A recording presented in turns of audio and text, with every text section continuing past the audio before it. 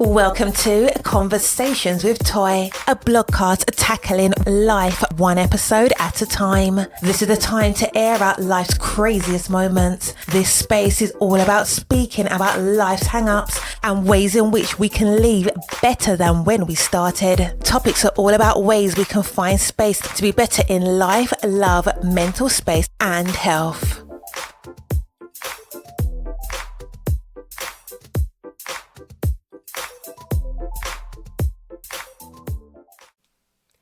Happy Friday.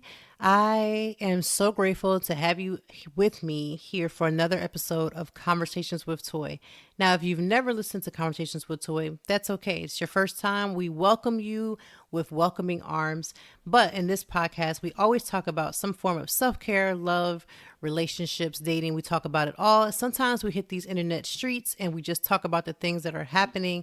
And for this particular episode, this is a special episode, a Father's Day episode where I have my husband and he is joining us today to talk about fatherhood, the things that are, good about it, some things that we struggle with, or I say not we, he, or other fathers would struggle with. We talk about the relationships that people have with the deadbeat fathers. Those are the fathers who aren't active, don't show up, aren't attentive, just whatever the aren'ts. We talk about them and the things that, things that they can be doing to do better. And we give honor to all the amazing fathers, the fathers that are present, those ones who are active, those ones that are caring, the ones that are there, and they do all the things that children need for them to do. And we talk about different parenting techniques, and we talk about it all today on today's episode. So this is a special episode for fathers. If you are a father, we are so grateful to have you tuning in, because fathers are just as important as mothers. I know a lot of people who wouldn't say that, and me being a mom, that doesn't take away from my motherhood by saying that we need amazing fathers. There's no way that as a mother I can be the mother that I am without having an amazing husband that is the way he is, that allows his fatherhood to interact with my motherhood and then making amazing children. And so I don't take that for granted. There are so many women who are listening today who either don't have a father figure in their own lives, or they don't have a mate, a husband or a partner that can help them raise their children. So from all the dynamics, from all the sides, we do our best to try to talk about it in this little, 1 hour and some change time. So I'm so grateful for you tuning in. So without any further ado, let's go ahead and get into that episode. All right, Conversations with Toy Family. We have a very important guest today. I would think pretty special guest. You have heard him on the show now, I believe 2 other times at very least. It may have even been 3, but for sure 2. None other than my amazing husband, father to my children, Marques. Thank you for that introduction. I will say those introductions are getting better, which I appreciate. You're welcome. All right. So with it being Father's Day weekend, and let me just say to the amazing fathers who are present, show up, are hands-on, who do all the things that every child needs. Now, I know that we give all this adoration to moms, and we should give adoration to moms because moms do a lot, but children need moms and dads. And so it's important when you either have a good father or some sort of father figure in your life that you do all that you can to give them that respect, love, honor, and really treat them as best as you can, because again, fathers are extremely important. And I get that, again, we go back and forth between giving mom her due, but we have to make sure that when we find or have those fathers that are outstanding, that we treat them just as special. And shout out to all those dads that are out there doing their thing. Even though when you wake up on Father's Day, there'll be no rush to get to a restaurant because you don't have to make a reservation. And there'll be no traffic out because nobody's moving around. And on top of all that, it's Juneteenth. So now really nobody cares about you. But listen, somewhere down the line, we stand in solidarity with you. You do matter. That was great. And so we're going to talk to Marques about being a father and about if he's okay and comfortable with talking about his father and and just the things that he's learned either as a high point or taken a low point and just turned it into a high point for how he's fathering his own children, and just just the dynamics of fatherhood, because again, we don't always have men who are openly willing to talk about what it is to be a father and the things that go along with that. Being a father cannot be easy. And let's get into how you father your children. What is your focus, your what's the word, your why, and how you father your children? Well, being a fatherless son, I try to parent from a mindset that would provide what I was not given. So I'm familiar with who my father is. I could go call him right now or physically touch him if I wanted to, but that's just not a relation that we have. I think I haven't actually seen him since I was 18, and actually can't remember the last time we actually even talked on the phone. So that's just something I'm dealing with on my side. But again, I use it, as they say, the tackling fuel that kind of just provides me on a mindset of how I know I feel and grew up in that situation, and how I want to make sure that my kids never go through that. But isn't that, and there are so many people, I'm included, who don't have a relationship with their father, their biological father. And as much as you're giving and as much as you turn that around, is there parts of you that still are bothered by even doing that? Not necessarily bothered by doing that to give it to your kids, but just bothered on the inside of how you move. No, but that's why I'm in therapy, because I'm not um, bothered by that, because I'm not allowing that to be a major factor in my life. Um, if with a different mindset, it would probably be something that I would address, and then things would probably work out differently, or I would feel differently. But in no way, shape, or form do I want to even provide the mental space for what that would look like for some kind of reconciliation, or some kind of like, he didn't do, so now I can, or what could have been, or any of that nature. None of those things even factor into my current mindset. But like I said, in the mindset of knowing what I didn't have and trying to provide that for my kids, it's also just become difficult because without having that figure, you don't have a playbook to start with. So essentially, you're learning the plays of parenting on the fly, which of course we all do, because when you become a parent, they don't give you necessarily a playbook on how to act or what to do. And even for all the experts who claim this is how you should do it, your child is always the exception to that rule.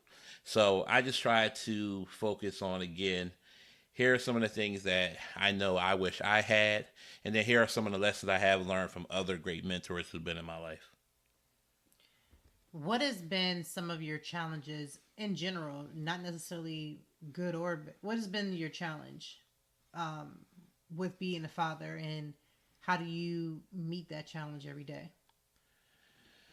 I think one of the major challenges of being a father is just recognizing um, how you have to be everything for your family. So in my particular situation, I can't just be the provider, because having those provisions without making sure that my family's mental health, physical health, spiritual health is managed leaves you short in those other areas. So it doesn't matter what house you're living in, what car you're driving, and things of that nature if you're still not a whole person. And recognizing that I have four individuals that I have to make sure are whole people every day, on top of maintaining myself as a whole, can definitely be difficult from time to time. There are definitely some days that are harder than most. But again, I just try to focus on day to day, what I can control, what I can't control. And obviously, I don't get it right every time, but I try to do at least learn from any of those mistakes. And your kids are a great tool, then you know when you made a mistake on something. What do you mean by that?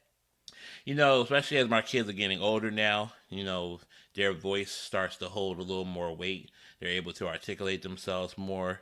And what was maybe a temper tantrum when they were 2 or 3 is now an eloquent, "Dad, that wasn't cool when you did," or "Dad, I didn't like when you said," or "Dad, this doesn't make me feel." So those are things that if you will check yourself and allow for for those comments and feedback to come in, can change your perspective.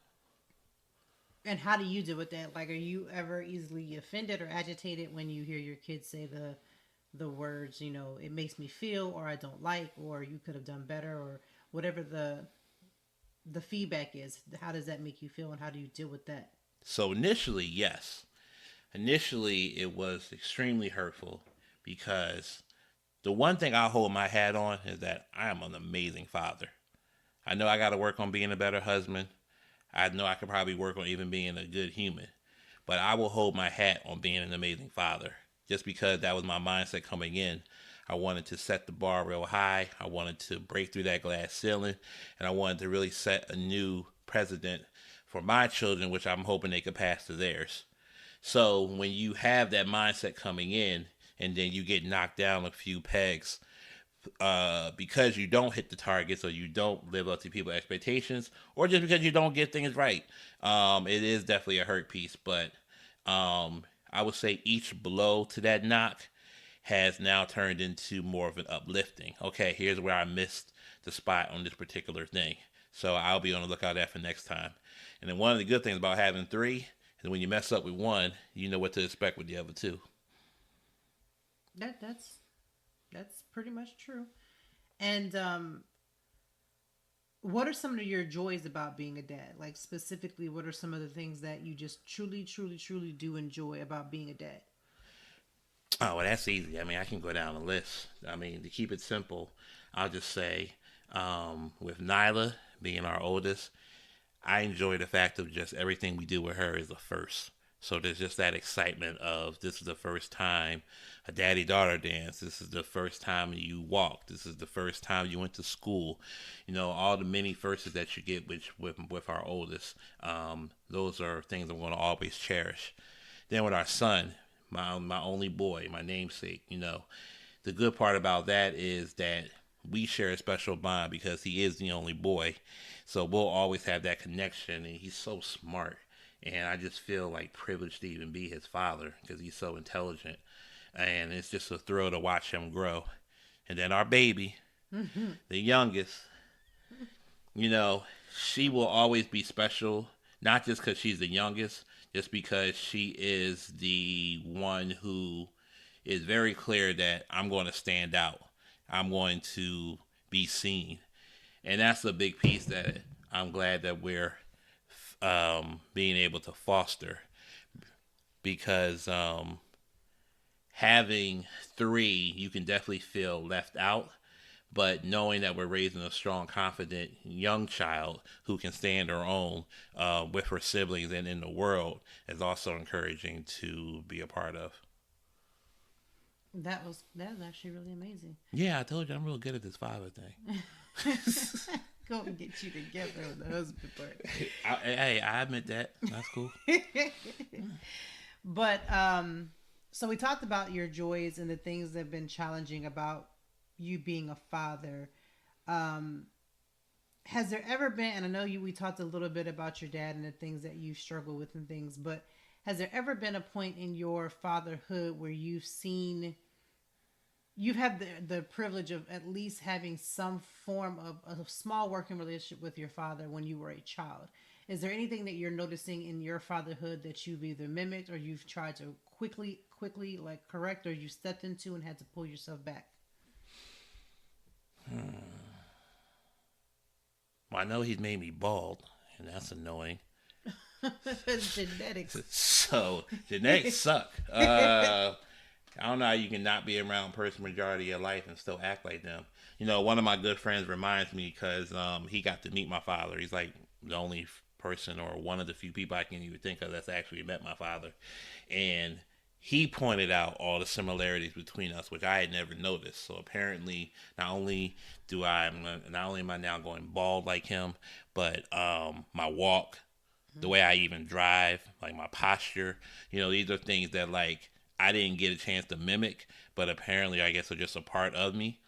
Um, but from a mood or temperature or behavior, to the point of not being around, I don't know how much of that I do mimic. But I do just have that just feeling of like, oh, this isn't going the best way, or this isn't the way things should be handled because of reactions. So at some point, your kids are going to give you reactions just because they're upset that you're correcting them. And then there's other times where you just pay attention, you can really see like the hurt you may be causing another individual. So I think it's in those moments where I'm like, whoa, am I going down this path of really trying to have a teachable moment, or am I just being an ass? And there's a real fine line as a parent, because one of the things I think you and I do well on is admitting when we're wrong about something. Was definitely what they call the new age parenting or whatever. Yeah. Apologizing to your children is like a weird thing, except in the fact that they are humans and need to hear it. But I think it's also humbling to just be able to say, I messed up, I can do better. And then also, again, that's trying to also model behavior that hopefully they see and pick up. Yeah. Apologizing to a child is something that, again, I know that our parents probably, well, it's no probably, they didn't do. No. Definitely didn't believe in it. And of course, now that it's happening, it is considered a newfangle or new wave parenting. But it's really just, like you said, the recognizing that your child or children are definitely humans and they deserve that. And also humbling yourself and being able to say that I'm wrong, and then being real about it and not just saying it to say it, or, passive aggressively saying it. It's something that I believe every parent should be experiencing, because we're not going to get it right. And if we can admit that now, I believe in my whole heart that that's going to be like helpful as your child grows up, because they're going to realize at some point that things that you said and did are not right. And I feel like the earlier you can give that to them, it just helps them along their journey just a little quicker. And it's hard because kids are assholes. And it's like something nobody will ever say or won't talk about. Or they're like, you can't say that about your kid. But like Chris Rock said, like, they my kids. Like, don't tell me what I can say about my kids. I can say what I want about my kids. My kids are assholes. And they got it honest from both of us. So that part is hard to swallow, because you see some of that assholeness coming back towards you, and you're like, well, wait, do I do that to people? Because you're doing it to me right now, and I don't feel good. But then I'm also your parent, so I could just be like, go to your room. But it's like, again, all the punishment in the world don't change a fact, especially if that fact continues to keep bubbling up or keep coming up. So to your point of the humbling thing, is it can be hard as a parent, but feedback from any form, no matter if it's your children, is still needed. So I wanted to go back to definitely the point that you made about even when your father is not involved or active, or you don't have a relationship. And this is something that I need us women to listen as well. Again, it's not like fatherhood or fatherless fathers or something that's exclusive to men. Women experience that as well. I mean, I believe we talked about this before on the Father's Day episode about my non-existent relationship with my own biological father. But even with not ever meeting him, there are things that I even noticed, that things that I've been told about my father that I deal with, I mimic, I do and don't have any relationship with, like, meaning not active. I have never laid my physical eyes on my biological father. And yet the things that I hear about him, good or bad, there are things in parts of myself that I'm like, well, good gracious, I've never met this man, and yet I mimic him. And so for women specifically who don't think that if you remove, like, let's say you have a raggedy relationship with the father of your children, it exists, right? Mm-hmm. This is a real reality. You don't have a working relationship with this man. They do not do little or nothing to help you with your child. And no matter what you do to try to compensate for that, your child at the end of the day will still have attributes of this person. And you can't ever erase that because that's a part of the genetics. That's a part of the coming together to formulate this child. And so a lot of women that I've talked to or have heard do their best to try to erase this person from their life and feel that if they are this great mom, that it will compensate the love that this child will ever need from this other person. But that's not true. I know your mom was an amazing mom, and she unfortunately had to, in her own way, attempt to play Both. both sides. But that never really takes and solves the problem or the love of you, or even just the thought of wanting to have a two parent relationship. Yeah, and it's crazy because just growing up where I grew up, there weren't too many fathers. Or if there was fathers, there definitely wasn't too many couples when I was growing up. So you definitely didn't see like a mom and dad and then their kid, married and doing the day to day stuff, parent teacher conferences and stuff like that, events and things like that. That was just stuff I didn't see. What I saw more of anything were single parents, usually single moms, who were bringing their kids to everything, or the dads that were active were there because they're not with the mom. So it is a strange dynamic when you are trying to co-parent or when you're trying to erase the other side of a human, because it just can't be done. One of the things that you and I talk about is the habits that we know we've had that we transfer to our kids and how we're trying to like break those habits. But some things, again, are just genetics, and some things just flow through to the children without even trying. And instead of trying to erase that other side of the individual that is a part of them, it's definitely better to just try to understand where that's coming from. For the large part, it's probably just some past traumas that was never addressed. So then you just continue to bring that to generation to generation.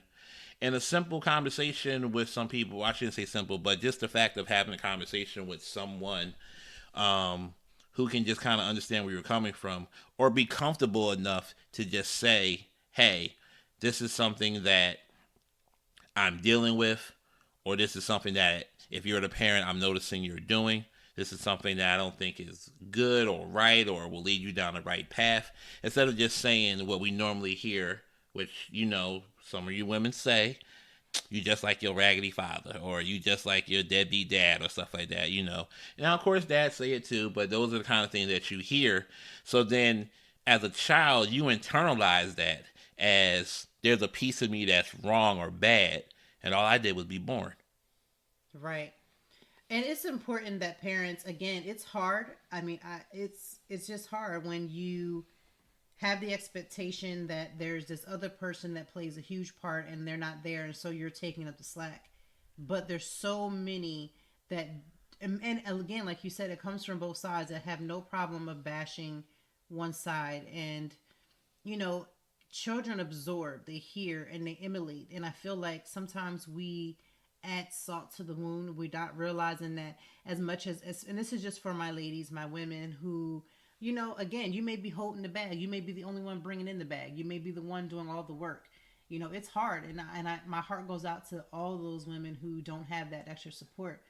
But you don't gain anything by bashing the other partner. And maybe they're not your partner, just your child's father or children's father, because at the end of the day, while you're calling them raggedy and there's this raggedy father and he's never there and he's not doing that, I mean, you still at the end of the day have a child that's hurting. At the end of the day, there's a child that's hurting because that child wishes or even absorbs and feels like, what is it that I didn't do? Like, I mean, when I think about my own childhood, always grew up thinking, what, I'm a twin. And so it's like, what did my twin and I do to have this type of treatment? Why were we born into this obscurity where, we were born into this situation right off the bat where we weren't wanted? Like it's very much something that no matter what you do to try to cover your child will feel if that other parent is not there.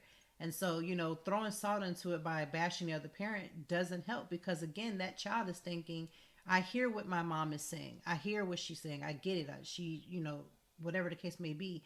but I still want to know who this person is. And so I feel like as a mom, I'm just really asking for other women to, I get it, the not calling on birthdays from the other partner, or not there, or breaking promises that they said they were going to do. All of those things are hard, but we cannot just continue to just bash this person that our child still longs, they still long for. Yeah, and at the end of the day, when you think about the bashing and stuff, in the moment you feel like you're gaining an ally, or you feel like you're trying to get people on your side, and that probably does work in the moment, because to, like you said, if the dad doesn't show up, then you'd be like, see, I told you. Then you're like, okay. So then now there's more times where I'm like, if I had the opportunity to actually see my dad, well, now maybe I don't want to see him because he didn't show up for this, and my mom said he's not going to ever do this, so now I want to kind of lean towards my mom's side and stuff like that. But again, you're not really providing the tools that your child needs to heal the situation that you're going through, and then now you pushed upon them again just for being born. So hopefully, instead of focusing on all the negatives of that individual, if that person is definitely not fit to be around the child, and there's definitely situations where that happens, then it's okay, great. Keep that kid from there, protect your child. But the bashing of that kid, at the end of the day, what people don't realize is that you think you're bashing the parent, but you're bashing a part of me. That's key. And kids feel that. They understand that. They know that. And whether they're able to healthfully, say that, because again, when we're talking about, you know, taking the emotional responsibility, I think a lot of adults just don't practice emotional responsibility. And they don't practice emotional responsibility for themselves. And God forbid they don't practice enough to give their children the same thing, because a lot of us want the better for our children, and most parents for the most part wants better for their child. And when people talk about breaking generational curses, the biggest thing that people talk about is the money part, and that is huge. Let's not play like that's not important, because it is. You have to be able to, in order to break a generational curse, oftentimes it comes with breaking poverty, or breaking the lack of skill. So many people will rush to go to college and rush to get a skill set. But another part of breaking generational curses is also breaking generational emotional curses. And this has to go with our ability to handle ourselves in an emotionally mature and responsible way. Stop pushing on adult feelings to children and expecting them to carry, these big emotions and know what to do with them, because 9 times out of 10, the adult hasn't done their work to handle these types of emotional issues, and it's too big for the adult. So what do you think a child is impacting? If you're struggling with this idea of like having a home where you keep your child emotionally emotionally healthy, and you're bashing this other parent, and that load for you is hard. Like, there are days when you cry about it and you wish things could change and you want more for your child. But then if you push that emotion and feeling on that child, who then again doesn't even have the ability, because they're not old enough to grasp the full concept of all the things that are happening. I feel like when we're talking about breaking generational curses, we also have to talk about the emotional generational curses, the inability to control myself, the inability to be emotional responsible for the decisions that I'm making, the thoughts that I'm, lingering. Like, these are things that adults struggle with. So I just want us to think about this load, like almost like a backpack. Like Erica Badu said, bag lady, you're carrying all this stuff, and now you're doing this, passing the bag from you to a child who, it's almost like seeing the little kids who just really want book bags at the beginning of the school year. They don't go to school yet, so they get the biggest book bag that they can find. They put a bunch of their toys, and they're just like going off to daycare or something, and that bag is too much. It's the same thing. Yeah, and the point that you brought up about kids not being able to unpack the stuff they're going through, then they just turn into adults who didn't unpack their stuff. And that's why as soon as you go to therapy, the first thing they always well, not the first thing, but one of the things they ask you is your childhood, because it just goes all the way back to when things started. And when you said that, it made me think of a movie. So I won't say the movie, I won't say the character, but I will say what happened in the movie so plays out, where it was a situation where the female actress was with this guy, and she knew that the guy was dating all these other people, and she was cool with it. And when he said something to her about, like, you don't seem to care about me being with all these other women or anything. And she was just like, well, my daddy wasn't around, so I'm just happy I got some kind of attention. And like when I saw that, it like stuck with me because I definitely know a lot of dudes who like prey on that to be like, yeah, I can say whatever to this one, and they'll fall for it, they'll go for it, and it's just like that mindset is there to use it as manipulation. So another thing these our parents need to be focusing on is if you refuse to heal yourself, then at least try to heal for your children. Yeah. And that's the thing people don't get. Like for me personally, I've said this from day one. When I became a parent, it was one of the very first times where I knew I needed to get therapy because I wasn't able to, even as my child was just a baby, I wasn't able to tap in emotionally to the things that I needed to tap into with being a mom without having to go to therapy. And I've told plenty of people, as many women who are trying to prepare their bodies for birth and prepare their bodies to have a child or get their bodies healthy so they can have a child. One of the best things you also need to be worrying about and doing is going to therapy, because having a becoming a parent, both for the mother and the father, is one of the most triggering moments. That if you have unhealed issues from your childhood, it's automatically going to come up. You've heard, what Marcus just said. A lot of times therapists are going to go back to your childhood because most things that happen to us and affects us and how we do things as adults stem from what happened in our childhood. And a lot of kids are in situations where they're unfortunately mentally and emotionally abused, and I feel like for both men and women, sometimes that abuse comes from unhealed issues from your childhood, and you got to do better. We got to give our kids the fighting, I mean, God forbid, just the fighting chance of having an emotionally healthy lifestyle. Yeah, on my dad's side, I'm one of four. So one of the things that also like helped me in deciding that I wasn't gonna like repair that relationship um, was understanding that this individual, although again I'm one of four, but the mentality that after talking to my siblings is that he was treating them in the same way he was treating me. So there was thoughts about, why me? Why was I the only one? Those thoughts definitely crossed my mind. But then talking to my siblings, I started to understand how they felt the same way. So I bring that up to say that that person in this particular example, my father, um, whatever is wrong with him is just something that he refuses to deal with, and at this point in his life, probably not going to. But again, trying to recognize that is keeping me from wanting to go down that path.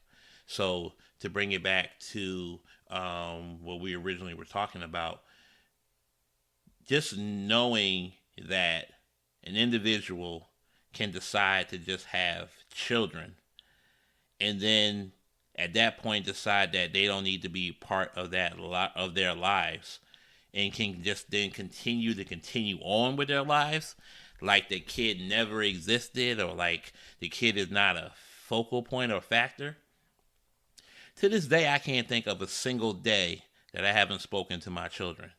Like not one. No matter what I was doing, where I was going, where I was at, whatever meeting I was at, whatever I was doing for my job, I can't think of one single day I haven't spoken to all my children and made sure I told them I loved them.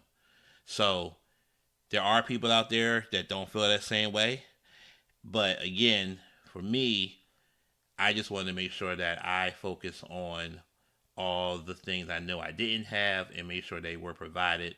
On top of then just focusing on, like you said, this new age parenting, so that the kids don't have to go through what I went through. And I'm glad you made that mention of, again, fathers either choosing to not be a part or the fathers who choose to be a part. A lot of men that I've heard say that they're not a part of their children's lives because of the mother. And again, there's arguments on both sides that would even, what's the word, high five that, agree with that. That would make sense, and things do happen on both sides. Yeah, those people are called idiots. Yeah, well, that too. But I would say it's still a choice. There's just still options and choices, and I feel like oftentimes I always love when I see men who go the extra mile to get custody or to get visitations or that'll push the limit so that they can have a relationship with their child. And this is if they're dealing with a person, the mother of their child or children, who don't want to give them that space to basically be a father. One of the things I want to bring up too is, ladies, I get it. For me, I had to adjust the fact that as a mom, I want things done my way. And then I expect my husband to move in the same way where our children are concerned. And meaning he has to do it my way. And basically my way is right. And it's hard to step back and if you say you want a partner and you want somebody to be in your life. And this is for even women who may not have that, their children's father, but are looking for another man to come in. You have to provide space for men and fathers and dads to be able to be that parent, and they're not going to do things the right way. I mean, my kids are gotten older, and I'm just like, are they alive? Then, well, not the right way. Again, see the Floridian slip to do stuff the way you would do it. Right. Don't make it wrong or right. See, we gotta break that with all you women. Or wrong. Mm-hmm. It's just the fact that it's a different way, and right. Having to, again, when you're parenting with another person, it's the joining of two different parenting styles and doing what's best at the end of the day, what's best for the child. Yeah, and minds and things are different. But that's supposed to be the point. Collaboration is supposed to bring out the best in anything you're doing. They teach you that in like Business 101, or just even when you're a child, the first thing they teach you is like sharing. Right. Yeah, so they're like, go take Timmy this book or whatever. You're like, I don't want to give Timmy my book. And you're like, why not? Because it's my book and Timmy can kick rocks. But you're like, no, here's how you learn. So that mindset is true on everything, especially when it comes to parenting. And, as you're speaking to the women, I'll just speak to the men, for the ones that follow you and the ones that will hear this, they will totally disagree. And I totally don't care because you're totally full of crap. There is no way on this earth, I don't care if you left me tomorrow. I don't care if you pause this interview and leave. There is no way I'm not going to be involved in my children's lives. It's just not going to happen. You hear so many men that are like, oh my God, she's crazy. She could be. Oh my God, she gets on my nerves. I totally agree with that. But it doesn't matter. It doesn't matter at the end of the day. Because what you actually helped me to understand, the relationships are different.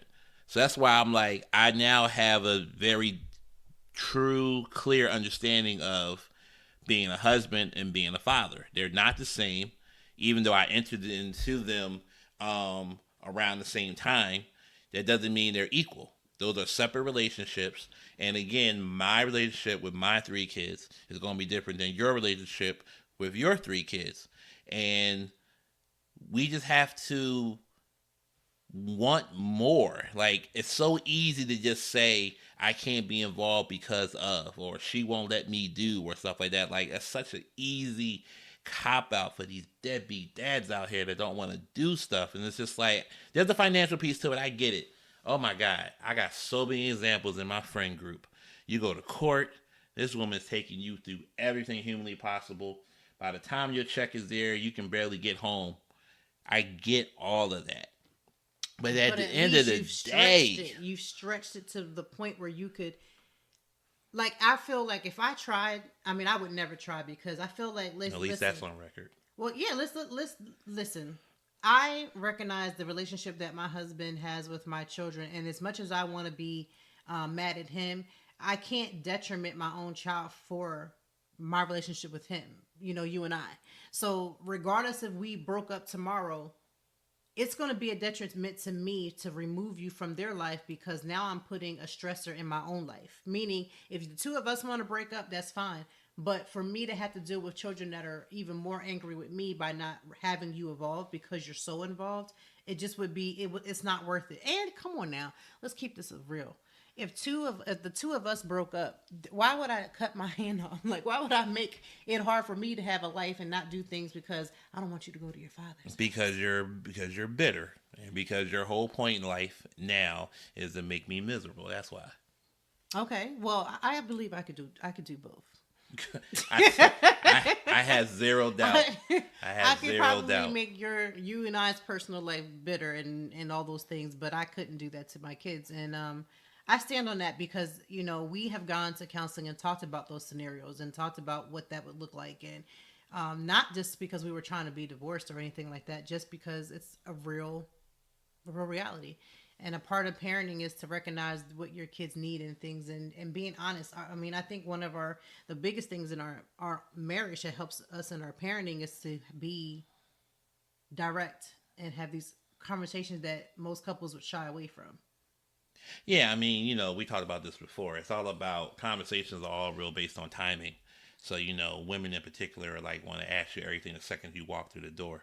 But it's like the mindset is that there's a time and place for things. And you're like, well, when I asked him, he wasn't ready to talk then, or you never want to talk then. I don't know why, for whatever reason, you think while I'm watching TV, it's the perfect time to ask me something. But there is a time and place for everything. And those difficult conversations, there's a time to have those. And when you do, you just have to be honest on where you are. Now, a lot of people are scared to be honest because they think the reaction of the other person may end the relationship. And it might. And it might. Like it actually it might. totally might. But again, at the end of the day, an end of a couple relationship does not equate to the end of a parenting. Like it's and that's the other piece that's so annoying about these men. I talk to them, I see them, I hear them. They really think that when they leave the woman and leave the kid, it's like a package deal. And you don't have to be somebody's spouse. But once that kid is here, you will always be someone's parent. There's no going back to change that. You can get marriages annulled. You can never get married.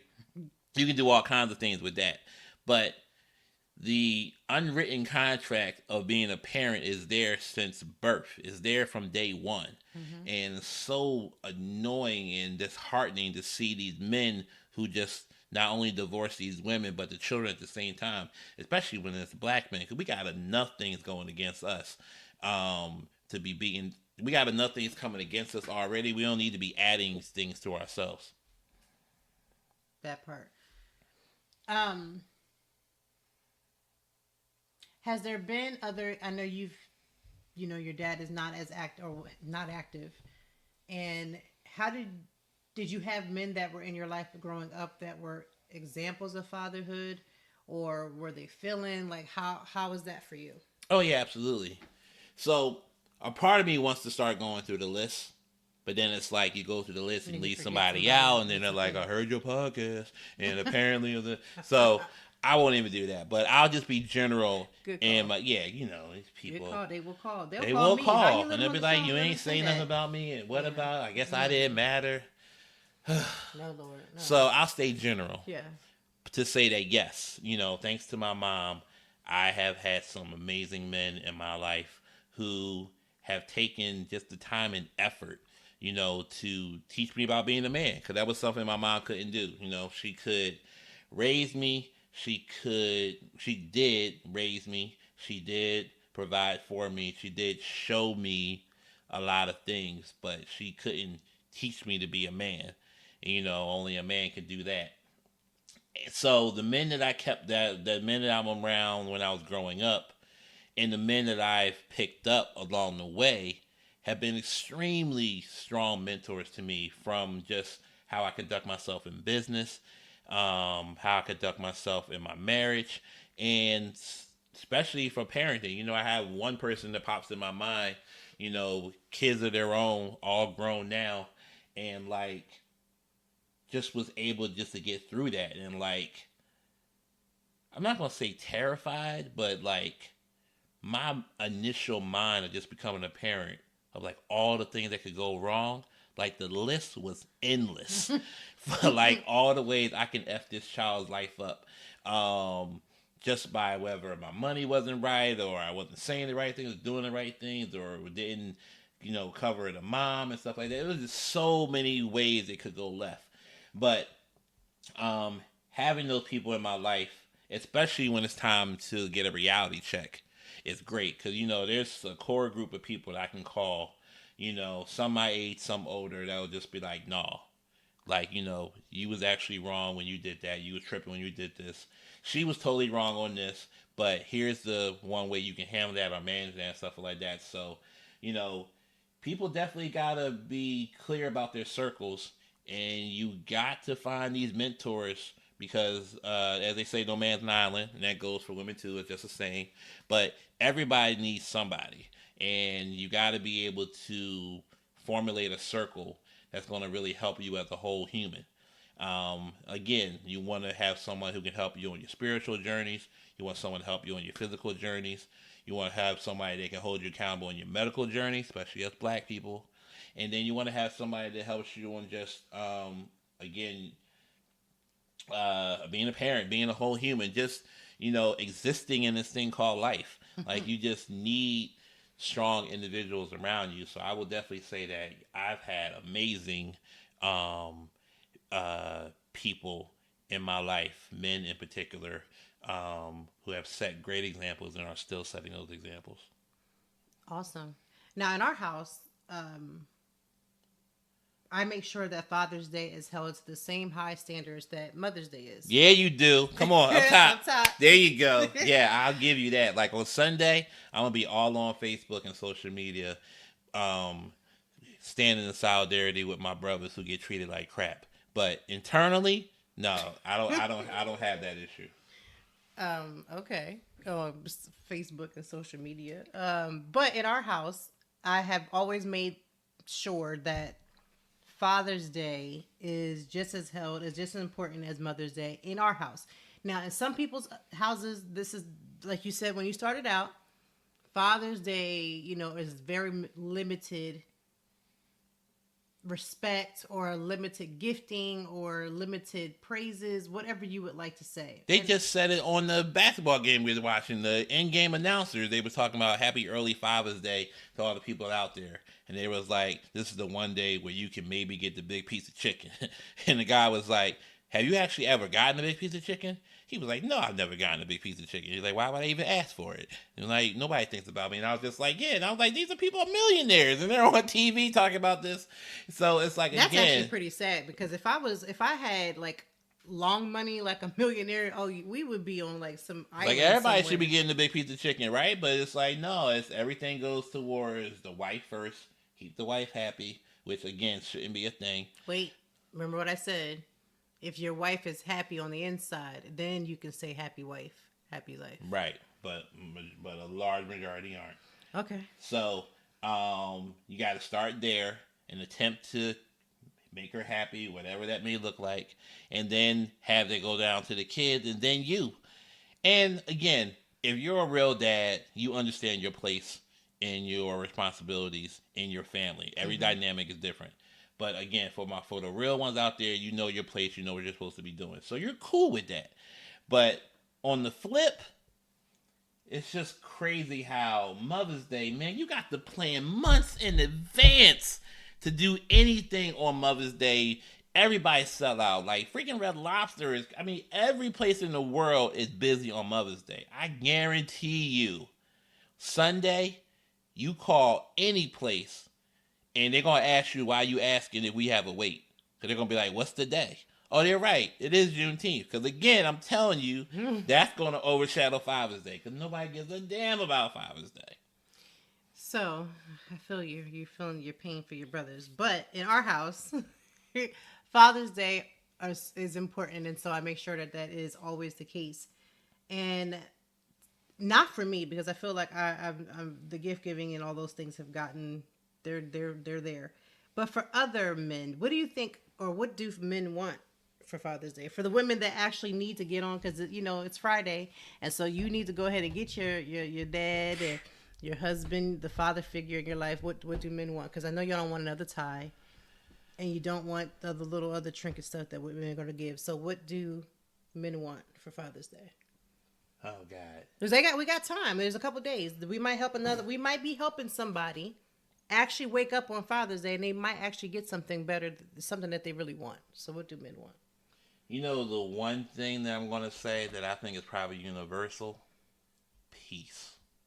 But how do you do that? How do you give peace? Oh, that's the golden question. That's the $1 million question right there. How do you get it? Just one day where I'm not being called an asshole.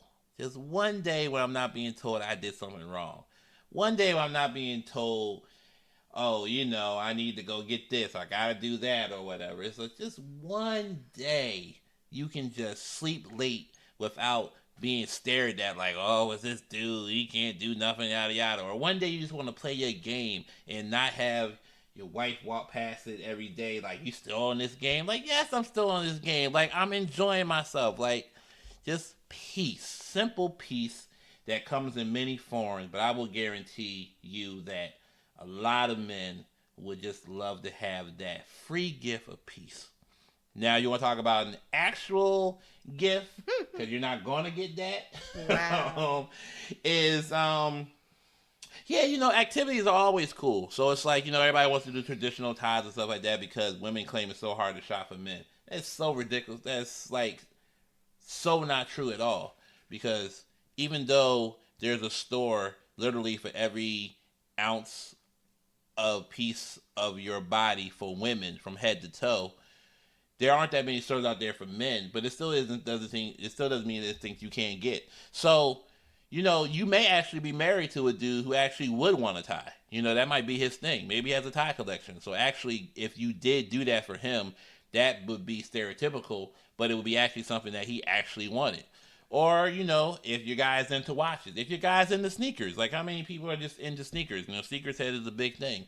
It's just called paying attention. The same criticism that women give about men not paying attention is the same that men can give back on a day like this.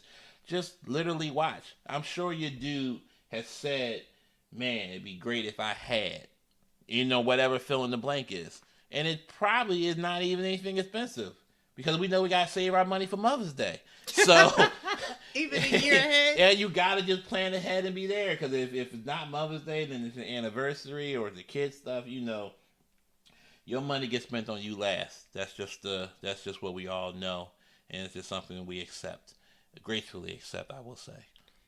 So a lot of it, I feel like for ladies, when they say they don't know what to get their man, is because they're not paying attention.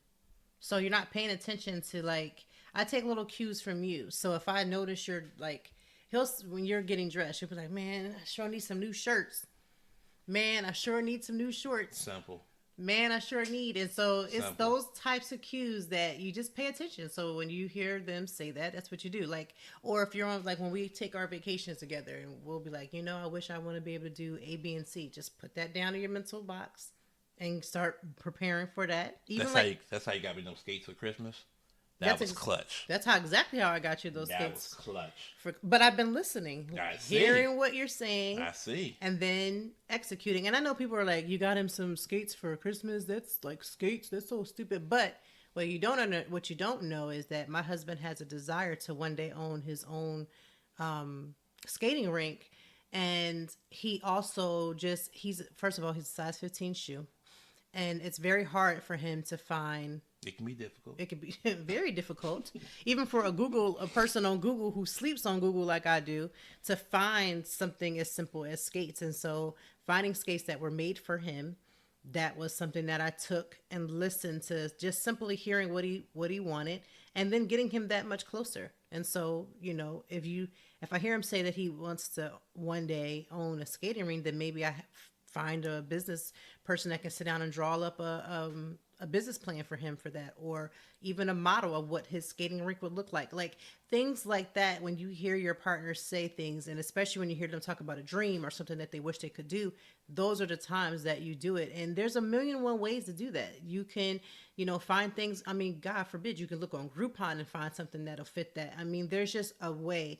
And men or women really just want to be heard. They want to feel like they're heard. So again, for Father's Day, listen to what your partner has asked. And if you're hearing like Marques is saying things like peace, so that means if it's something simple, you can give him that. Allow your father, the father in your life, the husband, to get that sleep in. Let him sleep in. Bring him breakfast in bed. I mean, men don't shy away from that. I bring my husband breakfast in bed often, not often, but when he needs it.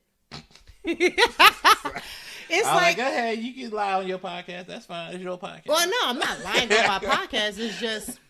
Oh, I was like often, but no. But for the time that it has been done, it has been amazing. I will definitely say. And as I'm sitting here thinking about it, it's hard to remember because you are a great gift giver. It's hard to remember the stuff that was specifically around Father's Day. So I'm trying to like think of the things that have happened to me. Some of the things that stand out is like the buffet. You know, that's fat to say. I was like when we went to that buffet that one time with the live band. I think it was up in Manayunk. Oh Um, yeah, that was in Manio. yo, that brunch, It was a Father's Day brunch. man, and even that wasn't there was no line to get in there too. I remember, I made reservations, but you tried. but no, but let's get back to the point. I'm just saying it was easy to get in. I'm glad you had reservations though. But the food was just slamming. I just remember it being so good, and the live band thing was definitely a piece. So that was like a great one. Well, that weekend I had treated you out for like we switched roles. So I for Father's Day decided that I was gonna do a switch role, and I took you out for brunch, and then I took you out to dinner, and then like I did all those things that weekend. So it wasn't even just about the brunch. It was just about that whole like taking you out and just letting you just let me for once just be like, oh, I got it. Yeah, no, it was totally appreciated. So that was definitely a good one. Speaking of Groupon, remember you got me that Groupon for the gun range, which I never got a chance to use. Wonder if I can still look that up. That sounds like money wasted. True that. Or The Lamborghini. oh, that was Father's Day? Yeah. No, that was my birthday. Mm-mm.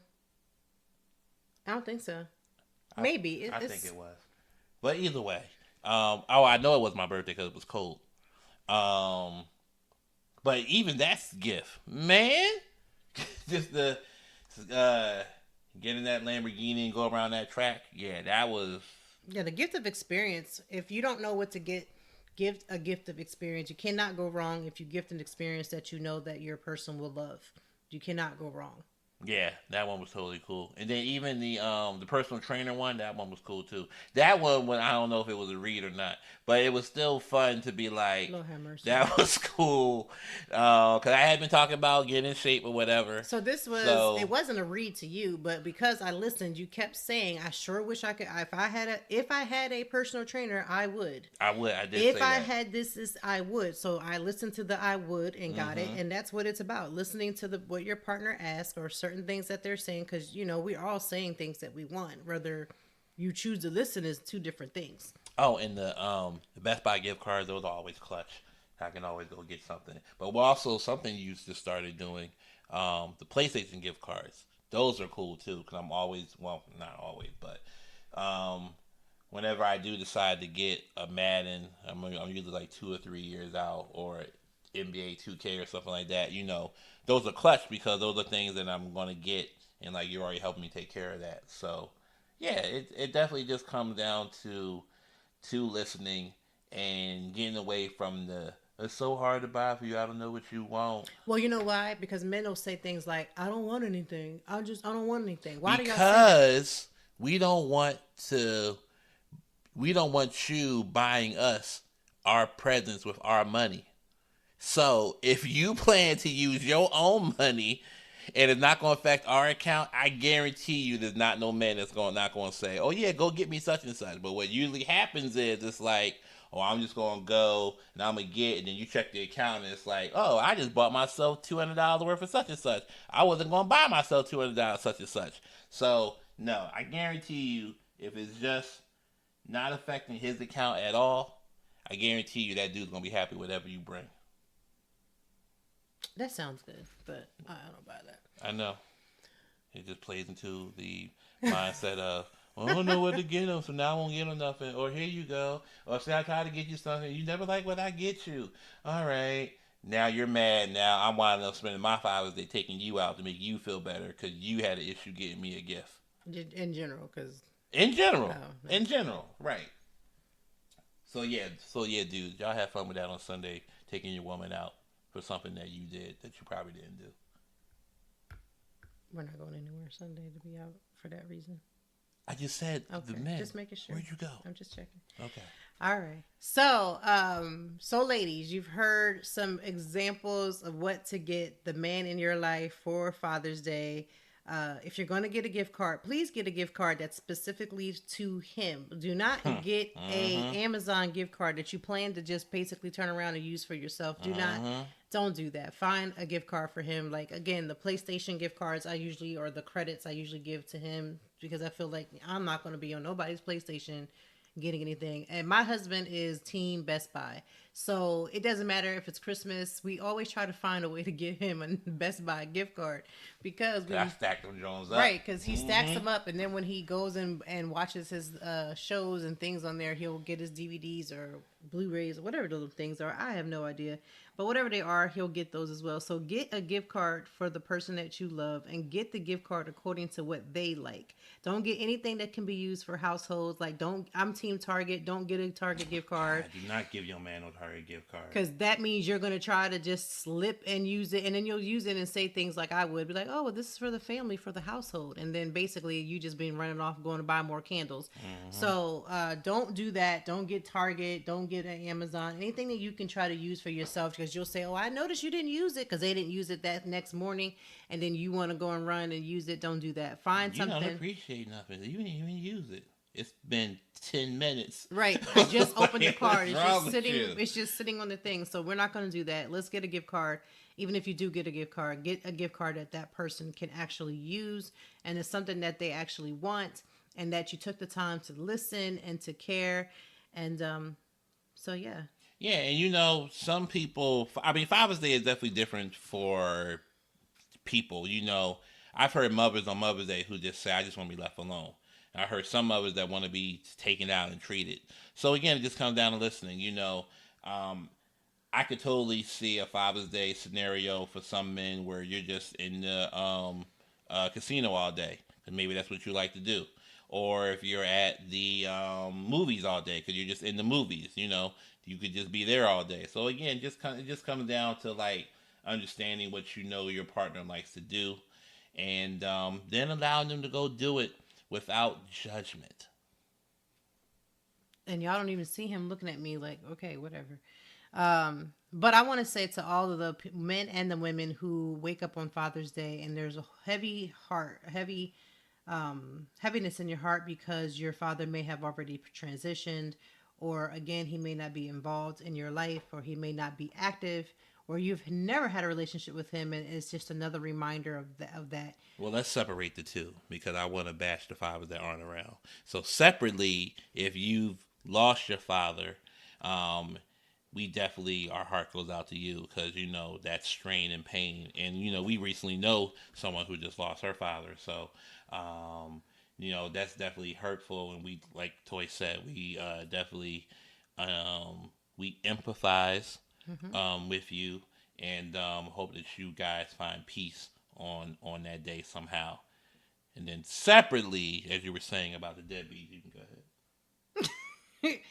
And for the men who know they have children in this world, you have children that you are alive and they're well, and you have not been an active person. Please don't call your children up trying to find some way for you to get some type of accolades. Do not come over trying to act like you're the father of the year because you had this one day that is about you, so now you want to do that. I think that it's, first of all, hurtful. It's hurtful to the mother. It's hurtful to the child. And don't do that, because you don't have any... you do have rights, and you should exercise your right, but you need to also exercise your right to be a better, decent human and a better father.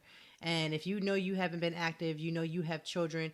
And for the men who are out here raising other people's children, but have their children who they don't even attempt to give any type of care, love, call, or concern, y'all got to step it up. This is utterly ridiculous, and I need you to get on to do better. And you just got to get on to do better, because there's no reason for you to help raise another man's child, and you have children of your own that you don't connect with. And don't make an excuse that now the kids are older and now they don't want to have anything to do with you, because that could very well be as real too. But the deep as you've hurt, you've got to come up deeper with some type of salve to do better with what you're doing. So yeah, because if you cared, you wouldn't have let it get that far. And if I think about the positive spin that we're putting on this, the idea is that it's never too late, right? So of course the hard work will be there if you want to put it in. You didn't put it in when they was younger. You can try to put it in now. And, there could be, you've asked me this before. I'm personally not one of those, I got into this debate before, but I'm personally not one of those people that's just waiting by the phone, hoping my dad calls. That's just not where I'm at. That's not where I'm ever going to be. But there are thousands, if not more, who are. So to Toy's point, Sunday could be that day. If you are the deadbeat I'm calling you, and you've been that for your child's entire life, and this is the one day you now feel motivated to do something different, pick up the phone. Give it a try. They may slam it in your face, or they may hang up on you, which doesn't hurt as bad now with digital phones. And back in the day when you could hear somebody slam up on you, now that hurt. We're showing our age now. Yeah, that's true. But now, it'll just go dead. So it's just whatever. But it's a great opportunity. It's a great excuse, if you need one, to say, here's the time I want to reach out. Here's the time I want to be different. And be prepared. And also, let's be clear, because these are those other kind of parents too. These other deadbeat dudes. Your kids don't owe you nothing. They never have. So the mindset that I just deserve respect because I'm your father, please. Yeah. Let me tell you, for all the kids out there, no, you don't. You've not been around. You have not been a factor. And for some people, you couldn't pick them out of a lineup because you literally only heard of them and never seen them. So, no, you don't just deserve this respect. I'm not just giving you that respect. This respect is earned. But if you would like to come and start establishing a relationship and try to then earn that respect, then hey, like I said, there's people like me who are going to tell you to kick rocks. And there's other ones who are going to be like, oh my God, I've been waiting for this call my entire life. Right. And, you can now start that bridge. So whichever side of the pendulum you're on, good luck to you. Yeah. And like I said, even with me not having an active relationship with my biological father, I do want to give a shout out to my stepdad, Charles. And only reason why I call him stepdads is in these types of moments is when I have to differentiate between my non-existent biological father, and then I have to put the step to show that like this man exists at some point. But my dad, who I call my dad, Charles, I want to give a shout out to him for Father's Day. Shout out to Phil. What? Anywho, so happy Father's Day to all the amazing fathers who are well deserving. Hopefully you get that peace this weekend. Hopefully you find that time to be honored. And for all the children who just, either want an amazing father or who have amazing fathers, we just want to salute all dads who are amazing. And happy Father's Day, early Father's Day to you. Thank you. I appreciate you continuing to support me and being a father and all the other things you support. And thank you for taking the time to even want to give your listeners this type of perspective, because it's definitely needed. Because again, nobody cares about Father's Day.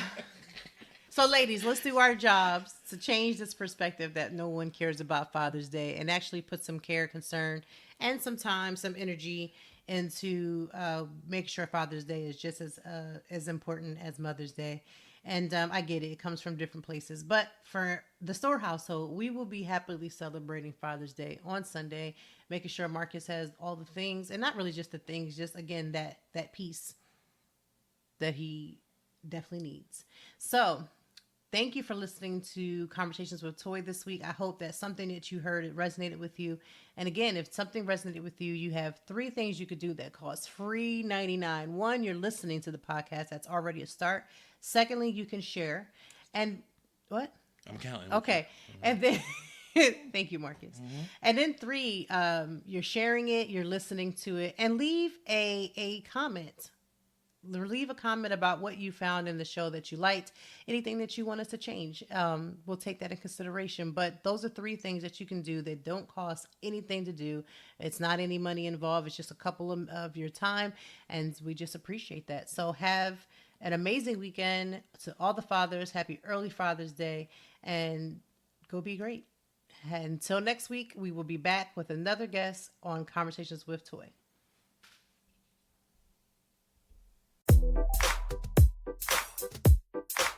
Thank you as always for joining me, and I know that even in the deepest or joyful conversations that there's something we can learn and apply. Until next time, I hope that you are doing better. If not, we will be back to talk some more and handle it. Peace to you and yours. Stay grounded.